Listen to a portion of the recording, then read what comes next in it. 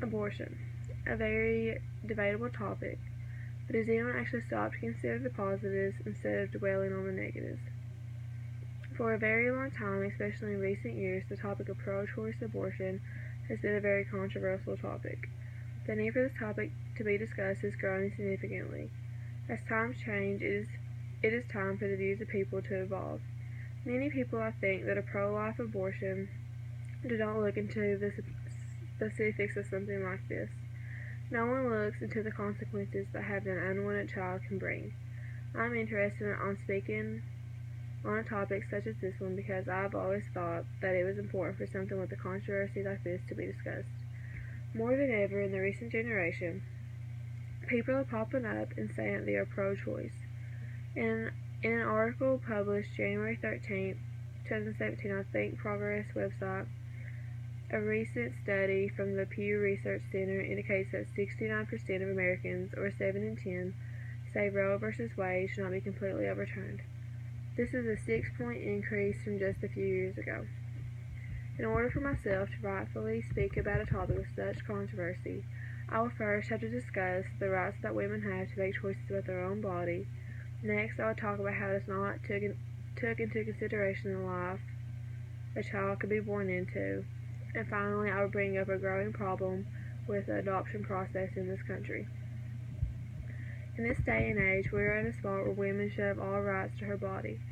For some reason, many people believe this topic is up for discussion, whenever it is truly no one's choice but the woman if they were to want an abortion.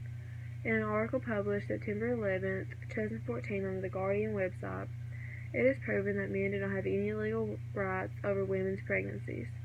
For example, how would a man or anyone for that matter feel if they do not have any say on their own decisions? If the woman herself wants to bring other people into her decision, then that is also only her choice. Margaret Sanger, the founder of Planned Parenthood, once said, "No woman can call herself free until she can choose whether she will or will not be a mother." Now that I've discussed the rights of women for their bodies, I will now talk about the consequences that bringing a child into an unfair life has. Having a child is a huge responsibility, and also a responsibility that many cannot take on for a variety of reasons. For many people, they are not at the right stage of their life to have a child, so why risk getting off track for a child now when you can wait and give your kid the life it deserves in the future? Based on an article published May 4, 2017 on the CDC website, in 2015 a total of nearly 300,000 babies were born to women aged 15 to 19. 15 to 19 years old is prime time to be in school and also getting prepared for your future. On top of the basic things needed to live, a child also needs attention, love, and support, which sometimes is not available to give. According to an article published November 15, 2018 on Lifehack's website, it is said that growing up feeling unloved, unappreciated, and unimportant can leave lasting impacts on a person's ability to trust, such as if someone knows they cannot give the required love and attention to a child, then they should also know that they cannot have a kid in that moment. Now that I discussed why having the responsibility of a child is not for everyone, I will now talk about why adoption is not always the answer. For many people, they happen to think an obvious solution to abortion is adoption, but does anyone actually bother to look into it? Giving the baby up for adoption still does not help anything. In an article published on the Children's Rights website, they say that on any given day there are nearly 438,000 children in foster care in the United States. So why give a child up for adoption to just contribute to these rising numbers? Based on an article published September 27, 2018 on the AIR website, they say that a staggering 2.5 million children are now homeless each year in America. This is mainly caused from children running away from their foster homes and also trying to escape the foster system. For instance, you disagree with abortion, so you decide to go the adoption route, but then your baby can be lost in the foster care system, or they also may never be adopted and could end up homeless.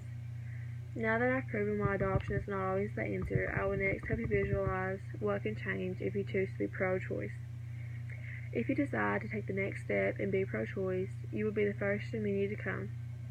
Based on online data published on the Statista website, it says that in 2018, 48% of respondents stated they consider themselves pro-choice, and they also say, however, that pro-choicers seem to have taken the lead over pro-lifers in recent years. This goes to show that being pro-choice is going to take the lead in the coming years. If you happen to choose to not change, then the world will continue to be a steady pace going downhill.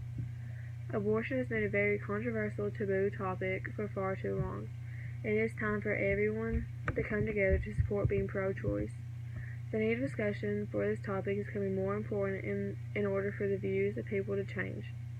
Many people who support pro-life do not look into the specifics of everything. I've now helped you visualize what would happen if everyone was pro-choice, and I will now provide solutions to this problem. A way that you can simply persuade other people to support being pro-choice is to just merely be an advocate when you walk out your door every day. Just trying to make a change each day can help greatly. Almost everywhere we look, we can see different businesses, organizations, and even rallies being hosted, all supporting being pro-choice. They all bring people together to help see what the right choice is. Another solution that we can bring to help people to be pro-choice is to just be involved in with the different organizations. When they see more and more people supporting this cause, they may become intrigued and support being pro-choice themselves. I have now rightfully discussed this very controversial topic. In order for me to do that, I had to first discuss the rights that women have to make choices about their own body. Next, I talked about how it is not took into consideration the life a child can be born into. Finally, I brought up our growing problem with the adoption process in this country. Once again, you yourself can help persuade other people to be pro-choice, just by simply being an advocate in your everyday life. Small changes like this can make a great difference. I hope that when thinking about abortion, you now think about the positive impacts it can have instead of only focusing on the negatives.